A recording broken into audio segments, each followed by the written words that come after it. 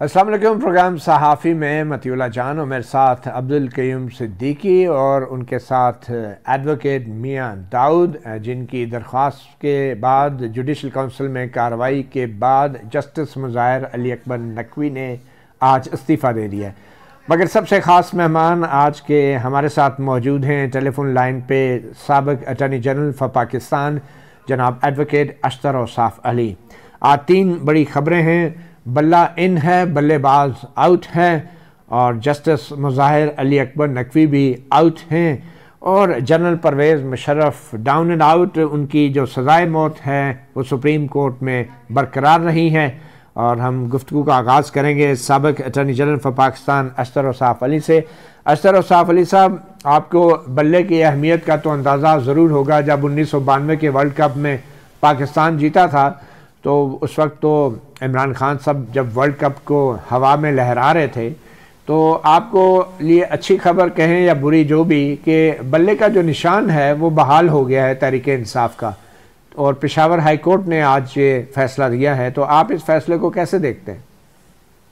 अस्सलाम वालेकुम जी। सबसे पहले तो मैं ये कहना चाहूँगा कि जो 92 का जो मार्का था वो जिन लोगों ने उसको कैफरे किरदार तक पहुंचाया और उसको इख्तिताम की तरफ लेके गए और पाकिस्तान जीता, उनका कोई नाम नहीं लेता। और जिन्होंने वहां पे कमाल की बैटिंग की और कमाल के काम किए, असल में तो ये टीम थी, लेकिन सेहरा जो है वो एक शख्स के सामने डाला जा रहा है। वो टीम एफर्ट थी और टीम एफर्ट से ही सारे काम होते हैं। अब आपका ये सवाल कि बल्ले का निशान जो है वो पेशावर हाई कोर्ट ने बहाल कर दिया है, तो ठीक है।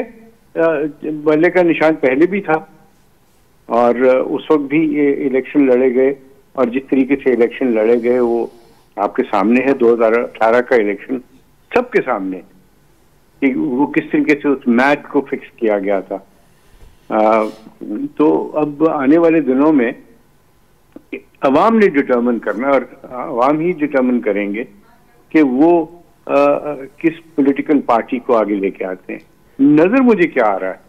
नजर मुझे ये आ रहा है कि कोई भी पॉलिटिकल पार्टी क्लीन स्वीप नहीं कर सकेगी, 2/3 मेजॉरिटी नहीं ले सकेगी। और अगर कोई ले भी ले तो मेरे दिल की ख्वाहिश ये होगी, एक कानून के और पॉलिटिक्स के तालिब इल्म के तौर पे, कि एक नेशनल गवर्नमेंट का सिलसिला बने जिसमें जो है सब मिलके, चाहे ऑपोजिशन में बैठे हैं, चाहे वो ऐवान इक़्तिदार में बैठे हैं या वो सिर्फ ऐवान में ही सिर्फ बैठे, सब मिलके एक ही काम करें।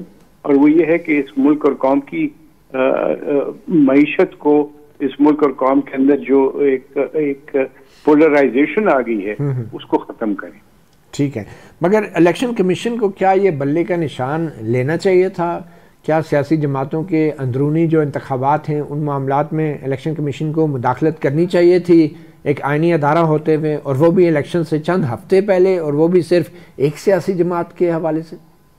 देखिए, कानून का तकाजा तो यही है, लेकिन एक अच्छा काम एक बुरे वक्त पे हो और सही वक्त पे ना हो तो वो बुरा बन जाता है। और हर तरफ हमें एक ही आवाज आ रही है, जैसे तासुर ये दिया जा रहा है कि इलेक्शन कमीशन ने जो है वो एक पॉलिटिकल पार्टी को टारगेट किया। ऐसा नहीं है। ये सब पॉलिटिकल पार्टी जो है उनको कान होने चाहिए इस बात के ऊपर, और जो अपनी पार्टी के अंदर डेमोक्रेसी नहीं ला सकते वो मुल्क में डेमोक्रेसी को कैसे आके लेके जाएंगे? तो ये एक सवालिया निशान है, एक लम्हा फिक्र है सबके लिए, पॉलिटिकल पार्टीज के जो लोग जो उनको चलाते हैं, जो उसके वर्कर्स हैं, और अवाम भी। तो ये हमें बिल्कुल इस चीज से देखना चाहिए। और अगर उनको बल्ले का निशान मिल गया है वापस, तो मैं तवक्को ये करूंगा इलेक्शन कमीशन से कि वो इस मामले में अपनी तवानाइयां ज़ाया न करें। वो तवानाई अपनी लगाएं शफाफ इलेक्शन की तरफ, कामयाब इलेक्शन की तरफ, और एक ऐसे इलेक्शन की तरफ जिसके ऊपर कोई उंगली ना उठा सके। आपने देखा, यही सवाल आपसे करना चाह रहा था कि एक आईनी इदारा है इलेक्शन कमीशन, अब उसके खिलाफ एक फैसला आ गया है, तो क्या अब उसको इस फैसले के खिलाफ सुप्रीम कोर्ट में अपील दायर करनी चाहिए कि नहीं जी इलेक्शन का निशान जो है वो वापस ले लें तहरीक इंसाफ से? क्या इलेक्शन कमीशन को अपील में जाना चाहिए? देखिए, ये मामला जो शुरू हुआ था वो सो मोटो तो नहीं था, ये सारा का सारा मामला था इंट्रा पार्टी इलेक्शन के दरमियान। सो इलेक्शन कमीशन जो है वो एक रेगुलेटर का काम कर रहा है।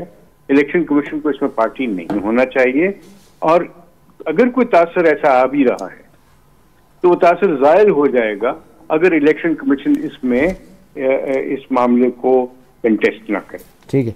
अच्छा, मैं करीम सिद्दीकी साहब से थोड़ी बात करना चाहूँगा। करीम सिद्दीकी साहब, क्या लग रहा है आपको, ये जो बल्ले का निशान बहाल हो गया है, तो क्या अब इतना वक्त रह गया है इलेक्शन से पहले कि सुप्रीम कोर्ट में मामला ले जाया जाए इलेक्शन कमीशन की तरफ से? मैं बिल्कुल अपना अशरफ साहब की बात से बिल्कुल इत्तफाक करता हूँ कि इस मौके के ऊपर, जबकि बहुत कम वक्त है, एक ऐसा फैसला करना जिससे कि ये तासुर मज़ीद गहरा हो जाए कि जनाब शायद इलेक्शन कमीशन ऑफ पाकिस्तान एक पार्टी बन चुका हुआ एक सियासी जमात के हवाले से, तो ये इलेक्शन कमीशन ऑफ पाकिस्तान को बिल्कुल वो नहीं जेब नहीं देता कि वो इस लड़ाई को मजीद आगे बढ़ाए। मगर अकबर एस बाबर साहब शायद अपील में जाएंगे। अकबर एस बाबर साहब जाएं, वो उनका मामला है, लेकिन मेरा नहीं ख्याल है कि अकबर एस बाबर साहब के जाने के बाद हाई कोर्ट के इस फैसले के ऊपर, अभी तो वो हाई कोर्ट का फैसला पूरी तरह से जब सामने आएगा कि उसके अंदर क्या कुछ है, वजूहात क्या है, जी हाँ बिल्कुल, तो वो उसमें जो है वो देखना होगा बहुत सारी चीज़ें। लेकिन जो बार है ना, कानून की बार है, वो सब पे यकसान लागू होनी चाहिए। ठीक है। ये ना हो कि मैं तो नहीं जानता, लेकिन अशरफ साहब हमारे साथ मौजूद हैं, तो उनकी तरफ ही एक सवाल उछाल देता हूँ कि अगर अपील में ऐसी जाए और अदालत के सामने ये बात आए कि जनाब बाकी सियासी जमातों ने भी जो है वो किस तरह के इंतखाबात कराए हैं, क्या अगर उनको भी बुला लिया गया तो फिर क्या इलेक्शन जो है वो उसके ऊपर नहीं उसके असरात होंगे? ये बात तो सही है, कर सकती है अशरफ साहब, क्योंकि जिस तरह के तरीके इंसाफ में इंतखाबात हुए, तो क्या बाकी सियासी जमातों में इसी तरह के इंतखाबात नहीं होते?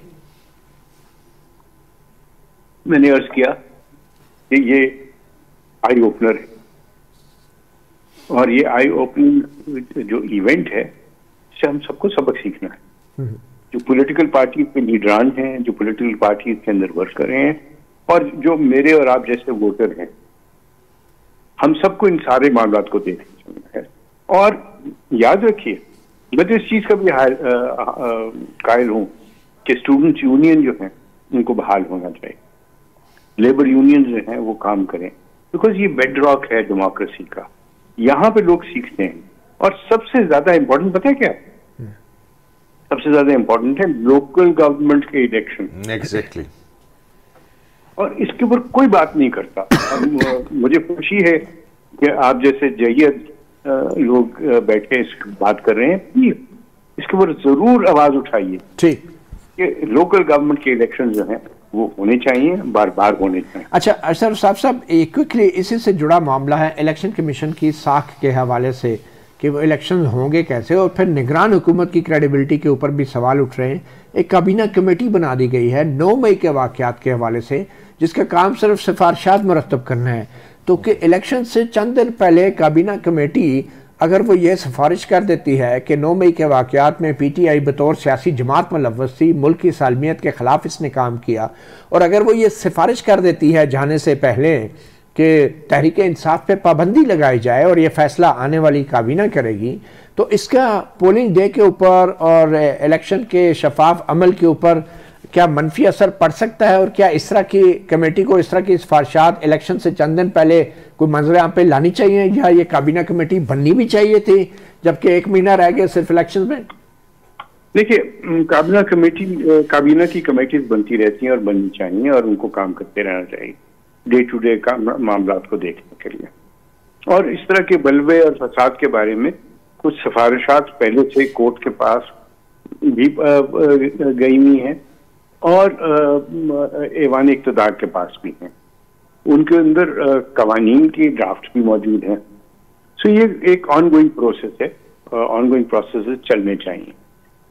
हम क्यों प्रीएम्प्ट कर रहे हैं? हो सकता है काबीना की कमेटी है, वो उसकी सिफारिशात जो है वो कुछ और नौयत की हो, और वो ये कहें कि हाँ शायद इसके अंदर इस तरह का सिलसिला नहीं है। लेकिन क्या उससे शफाफ इंतखाबी अमल पे असर नहीं पड़ेगा? लोगों के जहन को असरअंदाज होने की कोशिश नहीं की जाएगी अगर ये कह दिया जाए कि ये तहरीक इंसाफ तो इस पर पाबंदी लगा रही है हुकूमत, या हम सिफारिश करते हैं लगा दी जाए?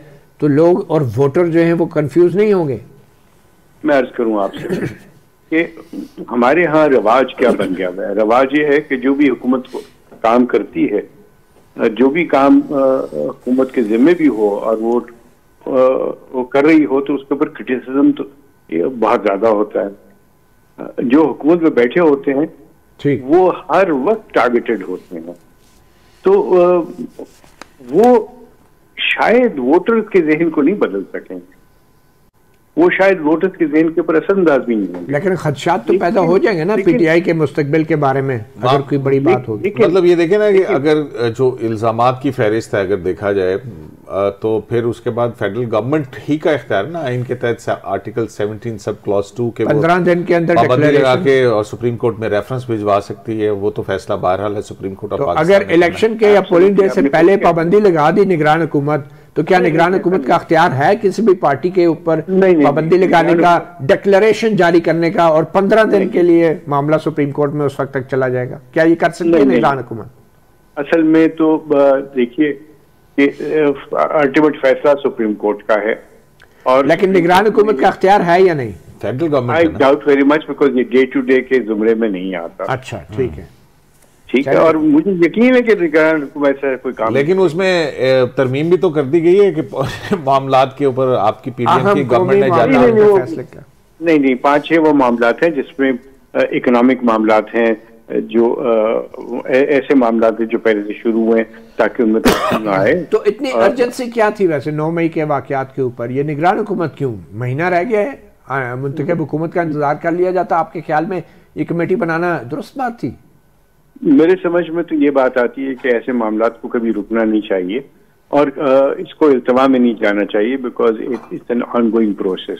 आपको याद है अशरफ साहब जब जनरल परवेज मुशर्रफ के खिलाफ कंप्लेंट फाइल करने का मामला था और उस वक्त पीपल्स पार्टी की हुकूमत जा रही थी और फिर निगरान हुकूमत थी, निगरान हुकूमत ने कहा कि ये हमारा मामला नहीं है, आने वाली हुकूमत जो है इस पर फैसला। बल्कि barrister Ali Zafar law minister थे उस वक्त, हाँ, उन्होंने ये कहा कि ये आने वाली मुंतखब हुकूमत इसका फैसला करेगी। ऐसे ही है, बिल्कुल सही। अच्छा, अशरफ साहब हमारे साथ रहिए। प्रोग्राम के अगले सेगमेंट में हम बात कर रहे हैं सुप्रीम कोर्ट के एक साबिक जज, अब कहना चाहिए, जस्टिस मुज़ाहिर अली अकबर नकवी। उन्होंने इस्तीफ़ा दे दिया है, मगर जो संगीन इल्ज़ामात करप्शन के उनके ऊपर लगे थे, उनकी तहकीकात के लिए कल सुप्रीम जुडिशल काउंसिल का इजलास पहले से तयशुदा था और 24 घंटे पहले ये इस्तीफ़ा किन हालात में आया और क्या इसके बाद ये तहकीकात रुक जानी चाहिए, ये कुछ अहम सवालात हैं जो हम आपसे भी करेंगे एक छोटी सी ब्रेक के बाद। वो बताते चलें कि जो 10 शिकायत करंदा थे उनमें से एक शिकायत करंदा मियाँ दाऊद एडवोकेट आज हमारे स्टूडियो में मेहमान हैं। हम इनसे भी बात करेंगे एक ब्रेक के बाद।